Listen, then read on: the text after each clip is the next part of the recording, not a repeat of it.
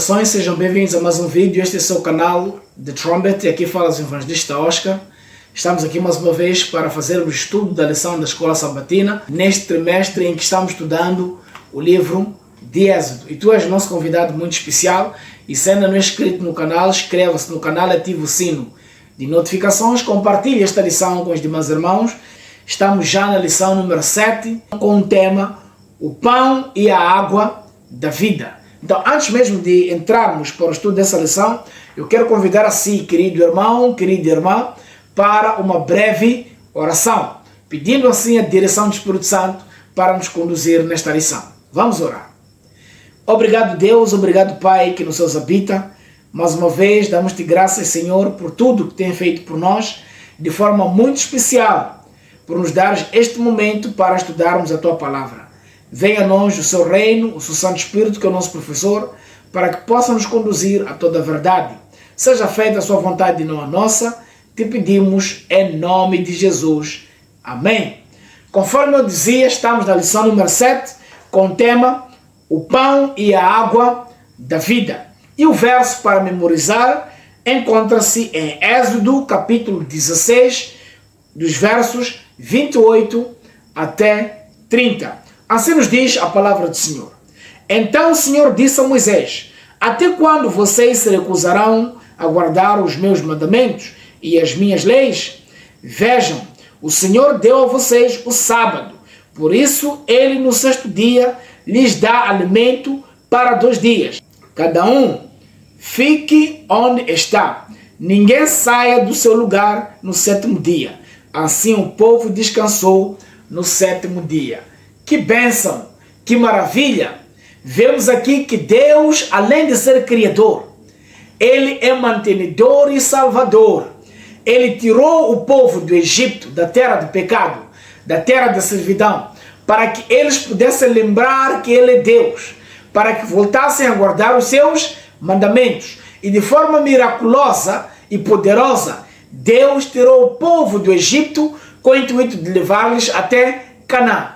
Mas era a intenção de Deus que eles lá entrassem depois de guardarem e cumprir os seus mandamentos, aprender as novas lições que o Senhor queria que eles percebessem, para então aprender a lição da obediência. Esta é a lição que nós vamos ver ao longo desta semana. No domingo nós veremos águas amargas. Para segunda-feira, codornizes e maná. Teremos para terça-feira a água da rocha. Quarta-feira, Jetro. Quinta-feira, o pão e a água da vida. E por fim, sexta-feira, o estudo adicional. Na lição de introdução, o autor nos diz que depois de Israel deixar o Egito, Israel estava em uma jornada desconhecida para uma terra prometida. O povo enfrentou uma jornada longa e difícil e precisava aprender uma infinidade de novas lições. O Senhor os guiaria e cuidaria deles. Desejava ajudá-los a crescer, mas eles deveriam aprender a disciplina, a autoconfiança, o sacrifício, o altruísmo, a confiança no Senhor e de forma muito especial a serem obedientes. Vejam, queridos, o povo viveu 430 anos no Egito. Foram várias gerações que aqui passaram. O povo apostatou, o povo se rebelou contra Deus, mas Deus, como é fiel em cumprir a sua palavra, Ele, através de Moisés, tirou o povo com seu braço forte, de forma miraculosa, do Egito, com a intenção de levá-los até a Canaã terrena. Entretanto, era necessário que eles fossem introduzidos em Canaã, tendo aprendido as lições espirituais: temer a Deus, confiar no Senhor e obedecer os seus mandamentos. Então, 40 anos no deserto, eles poderiam não ter levado este tempo, se fossem confiantes no Senhor, não murmuradores.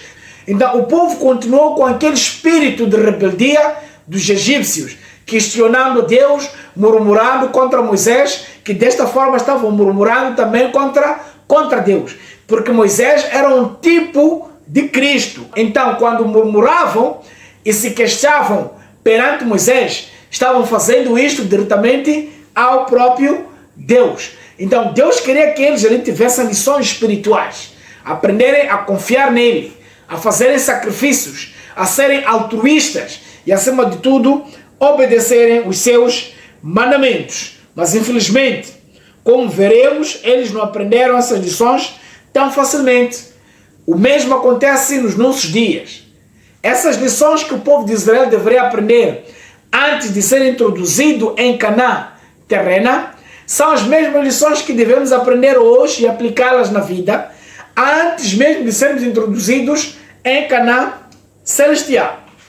Então Deus, quando levou o povo e teve que jornadear no deserto, era para que eles pudessem aprender lições espirituais, confiando no Senhor, obedecendo os seus mandamentos. Mas conforme referenciamos, o povo tornava-se rebelde.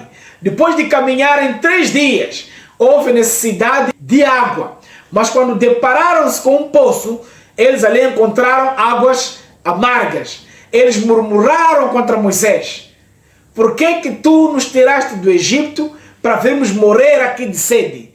Está aqui água, mas esta água não é possível beber. Ela não é potável, ela é amarga. Queridos irmãos, aquilo foi uma afronta terrível que o povo demonstrou ali a Moisés. E algo muito especial: este poço não era novidade para Moisés.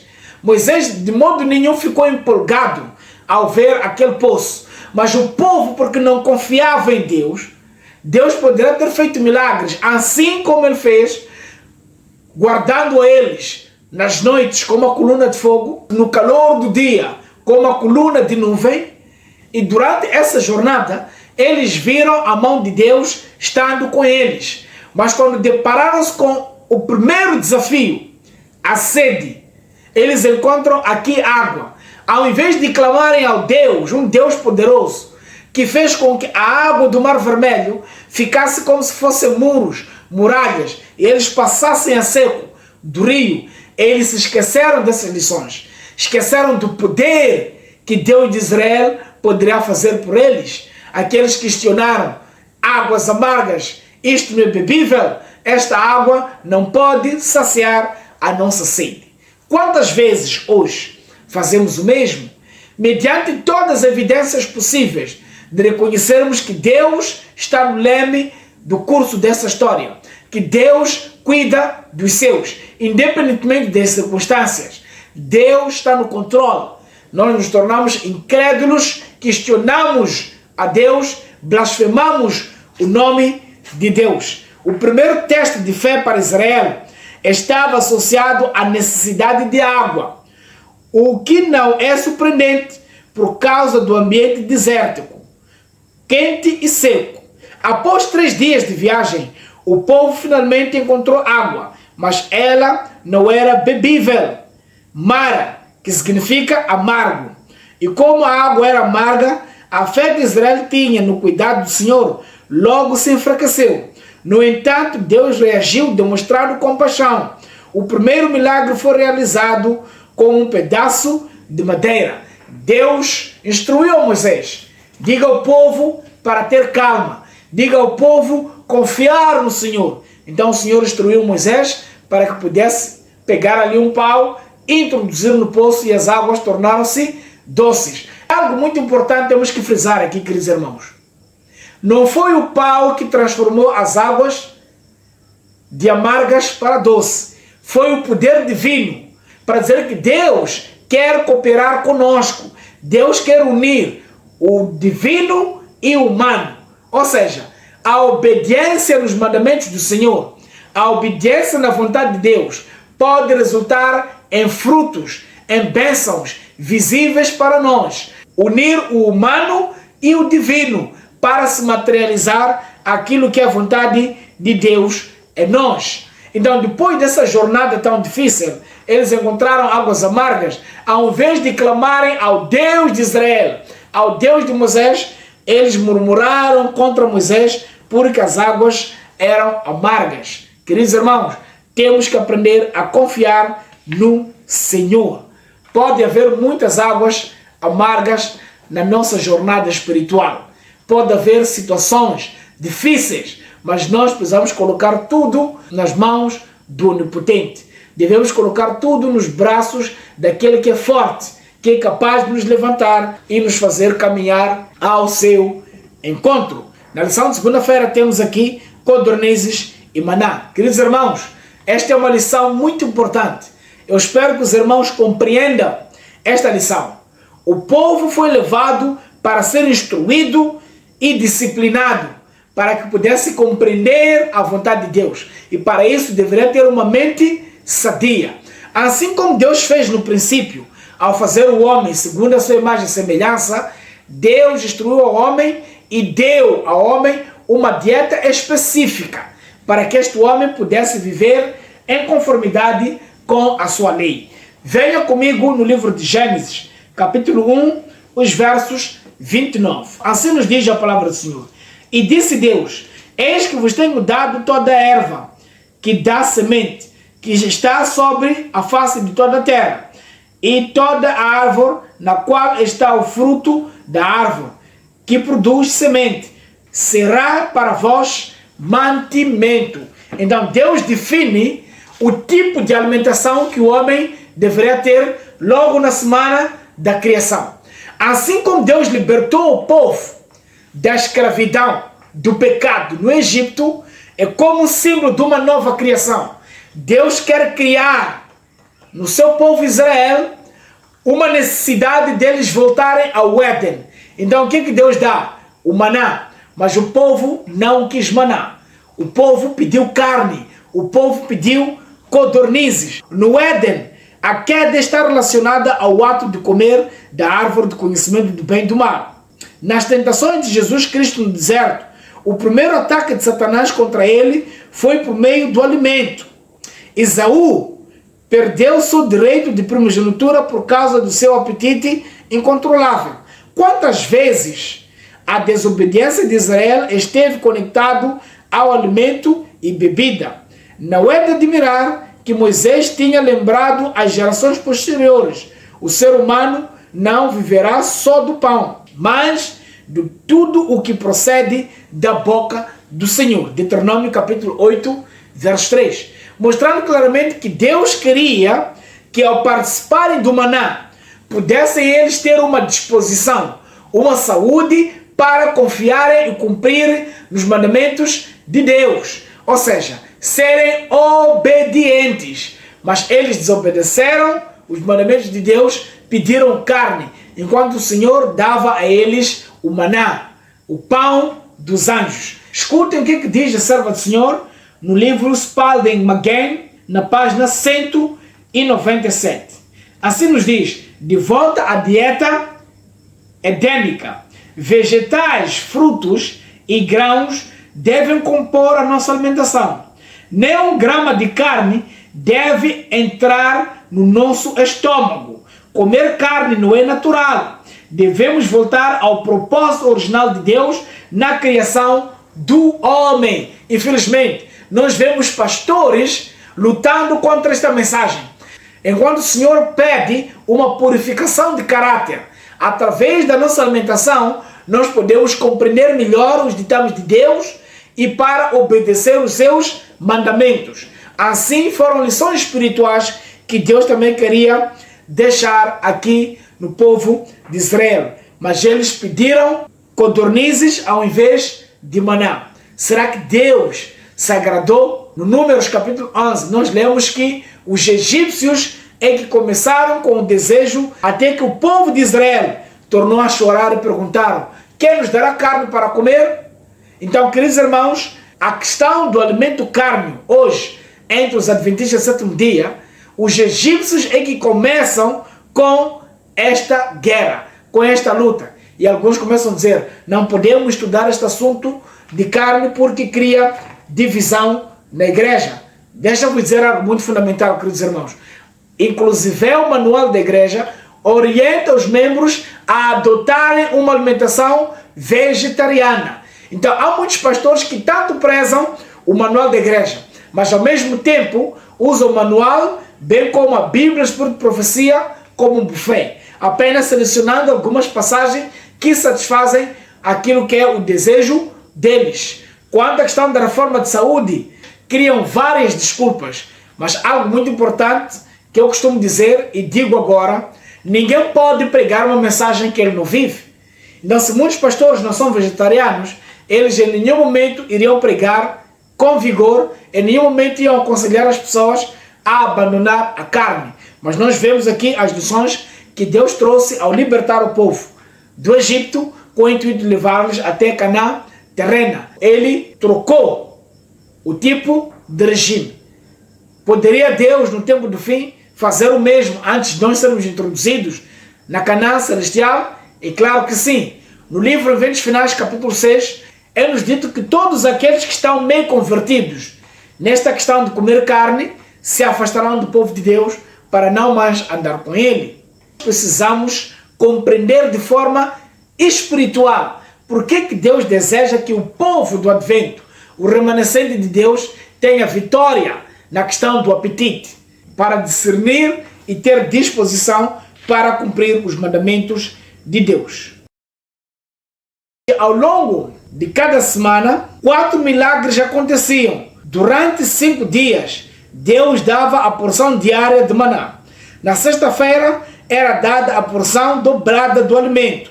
O maná não estragava na sexta-feira, para o sábado. Nenhum maná caía no sábado. Deus estava constantemente realizando um milagre para que o povo se lembrasse do dia do sábado e celebrasse a bondade divina naquele dia. Deus disse: vejam, o Senhor deu a vocês o sábado. O mesmo sábado que o Senhor deu na antiguidade é o mesmo que Ele nos dá hoje. É por isso que o livro de Êxodo, capítulo 20, a partir dos versos 8 a 11, nós encontramos o 4º mandamento, que nos diz: lembra-te do dia do sábado para o santificar. 6 dias trabalharás, farás toda a tua obra, mas o 7º dia é o sábado do Senhor teu Deus. Então, a mesma bênção que o Senhor dava ao povo de Israel é a mesma bênção que Ele quer dar a nós hoje. Razão pela qual no livro de Gênesis, capítulo 2, dos versos 1 a 3, eles dito: tendo concluído Deus no 7º dia, Ele descansou, abençoou e santificou o dia de sábado, para dizer que no dia de sábado nós recebemos a bênção de Deus em santificação enquanto descansamos em seu nome. Agora, algo muito importante, queridos irmãos: muitos hoje têm violado o sábado. Mesmo adventistas de 7º dia têm quebrado o sábado, fazendo programas que não honram a Deus. A palavra diz que sábado é dia do Senhor, nosso Deus. Mas quantas vezes é transgredido o sábado, é violado o dia do sábado, trazendo programas que tiram Jesus Cristo do centro da adoração para elogiar, para trazer programas que honrem o homem. Sejam programas da mulher, sejam programas da criança, sejam programas do homem adventista, sejam programas de dia do pastor, dia do ancião. Sábado é dia do Senhor. Tudo deve apontar para Cristo Jesus, que é autor e consumador da nossa fé. Por isso ele diz: lembra-te do dia do sábado para o santificar. 6 dias trabalharás, farás toda a tua obra. Ou seja, o sábado, o único nome que deve ser exaltado, reverenciado, homenageado é Cristo Jesus. Então todas as solenidades, todas as festas, todos os programas que oram o dia da mulher, o dia do homem, o dia do diácono, têm em vista a exaltação do homem. Isto é um erro. De acordo com as Santas Escrituras, nós temos que honrar a Deus. Tudo deve estar ligado para a honra e glória do nosso amado Jesus Cristo. Eu espero que os irmãos estejam compreendendo o que estamos dizendo aqui. O sábado é o dia do Senhor. É em Cristo Jesus que deve ser exaltado neste dia. Venham comigo para Isaías capítulo 58. O livro de Isaías capítulo 58 nos diz no verso 1: clama em alta voz, não te detenhas, ergue a tua voz como a trombeta e mostra ao meu povo a sua transgressão e a casa de Jacó os seus pecados. O que está falando aqui? Que nós não devemos nos calar vendo um pecado a propagar-se, quando o sábado transforma-se em um dia para honrar o homem, ao invés daquele que fez todas as coisas, que é Cristo Jesus. Irmãos, será que há algum problema em fazer um programa de homenagem ao Dia da Mulher, ao Dia da Criança? Não. Mas isso não deveria ser feito no sábado, porque quando homenageamos certas pessoas no dia do sábado, estamos dizendo que eles ocupam a posição de Deus. Homenagem é a mesma coisa que reverenciar, dar culto e louvores ao ser humano. E o louvor tem que ser somente e somente para Cristo Jesus. Sábado é dia do Senhor. Não há dia do pastor no sábado.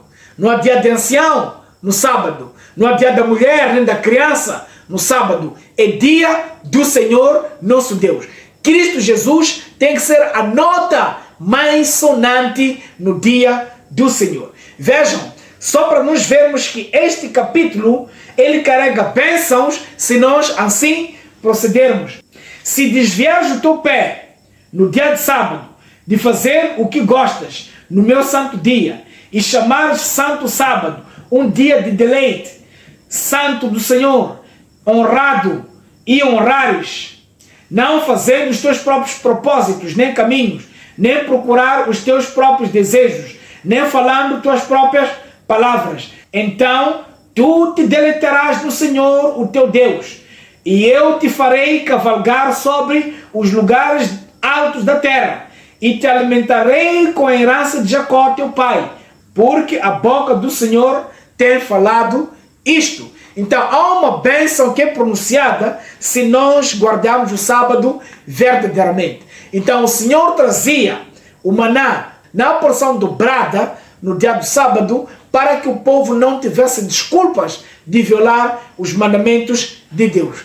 Mas quantas vezes nós vemos irmãos e irmãs indo a programas familiares no sábado, casamentos no sábado, reuniões de escola e de serviço no sábado, e eles continuam nas igrejas como oficiais, continuam nas igrejas como membros ativos, mas em rebelião contra Deus, violando diretamente o sábado. Em Ezequiel 20, versos 20, é-nos dito: e também lhes dei os meus sábados, para que servissem de sinal entre mim e vós. Então o sábado precisa ser conservado santo.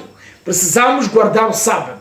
Mas por causa da alimentação, muitos têm violado o mandamento de Deus porque o cérebro encontra-se embotado. Queridos irmãos, eu quero compartilhar convosco uma passagem de Espírito de Profecia. Por que Deus quis mudar a dieta do povo de Israel e quais eram as razões? Na carta de 1903, a serva do Senhor nos diz o seguinte: a alimentação no deserto tornou Israel mais doméstico. Ou seja, se a dieta não tivesse sido trocada, eles continuariam no deserto, sendo o povo de Israel, mas agindo como egípcios. E isso foi notável para todos aqueles que não obedeceram à voz de Deus. É-nos dito que se os israelitas recebessem a comida que tinham no Egito, teriam manifestado o espírito inócil que o mundo mostra hoje. No alimento de homens e mulheres deste século, inclui-se muitas coisas que o Senhor não teria permitido que os filhos de Israel comessem. A família humana, como é hoje, é uma ilustração do que os filhos de Israel teriam sido se Deus lhes permitisse comer a comida e seguir os hábitos e costumes dos egípcios. Vejam algo ainda fundamental: efeitos do apetite sobre o Israel. Cada vez que o seu apetite era restrito, os israelitas ficavam insatisfeitos, murmuravam e reclamavam contra Moisés e Arão e contra Deus. Mas Deus estava testando o seu povo, a fim de manifestar o que estava em seus corações. Ele permitiu que passassem por duras provações.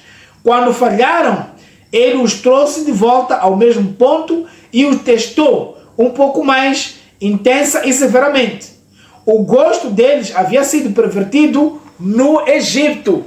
Então há muitos que ainda vivem entre o povo adventista do sétimo dia, o povo remanescente, mas ainda tem o gosto dos egípcios. Ainda apreciam os cardápios, os caldos, as sopas do Egito, mesmo sendo o povo de Deus. Queridos irmãos, Deus está testando também um povo nestes dias. Aqueles que obedecerem a sua voz, aqueles que cumprirem os seus mandamentos e perceberem por que Deus quer que nós façamos reformas na nossa vida. A reforma alimentar, a reforma da música, a reforma no vestuário é para melhor compreendermos o propósito de Deus na nossa vida e assim obedecermos os seus mandamentos. Mas o povo murmurou contra Moisés, o povo se queixou contra Deus, o povo de tanto murmurar fez com que Moisés, ao invés de falar à rocha para que saísse a água, Moisés feriu a rocha. Moisés feriu o próprio Cristo. Há muitos hoje que têm ferido também a Cristo. Hoje necessitamos de homens firmes a Deus, líderes como Jetro, assim como nos fala na lição de quarta-feira. Jetro foi um homem segundo o coração de Deus. Jetro foi um homem escolhido entre os gentios para andar nos caminhos de Deus. Jetro deu conselhos a Moisés para melhor liderar o povo. Nós encontramos aqui um princípio muito básico. Vemos aqui 3 elementos básicos para que os homens sejam eleitos e que dirijam ao Senhor na questão de liderança. Ao mesmo tempo que Jetro aprendeu sobre Deus, ele próprio tinha algo a oferecer ao povo de Deus, que são conselhos sábios e benéficos. Moisés precisava organizar um sistema legal de Israel, com base em princípios justos e imparciais. Ele também precisava de juízes dedicados e fiéis, pessoas íntegras. Jetro sabiamente enumerou as seguintes qualificações. Isto é muito importante. Vemos aqui a primeira qualificação: pessoas que temessem a Deus. Então nós precisamos de líderes que temam a Deus, pessoas que colocam em primeiro lugar a vontade do Senhor para poder liderar o povo. Segundo princípio, que fossem pessoas confiáveis. Isso é muito importante. Pessoas que devem ser confiáveis, porque primeiro confiam no Senhor, confiam no propósito de Deus para o seu povo, então esses estão na posição reta para serem também confiáveis. Terceiro ponto, que odiassem o ganho desonesto. Essas qualificações, queridos irmãos, não só funcionaram para Moisés, funcionam até hoje, porque são conselhos de Deus. Pessoas que colocam Deus em primeiro lugar. Temer a Deus e dar-lhe glória, assim como é nos dito na primeira mensagem angélica. Homens que não se compram e nem se vendem. Homens imparciais, que julguem a causa de Deus da melhor forma possível, conduzindo o povo de Deus na justiça e na retidão. Esses 3 princípios são necessários até os dias de hoje. Moisés aceitou o sábio conselho de Jetro e nomeou líderes para diferentes funções administrativas. Qual seria bom hoje? Nós temos líderes que usam estes 3 princípios. Infelizmente, na maior parte dos casos, é algo tão difícil de se notar. Estamos já na reta final desta lição, estamos já na quinta-feira, o pão e a água da vida. Nós vemos muito bem Jesus Cristo, que é o nosso pão da vida. Jesus Cristo é a nossa água da vida. E nós precisamos de beber de Cristo para que possamos saciar a nossa sede. Mas o povo de Israel murmurou a Moisés porque ali havia encontrado águas amargas. Rejeitaram a Cristo Jesus. Eles fizeram com que Moisés batesse a rocha para que pudesse jorrar água.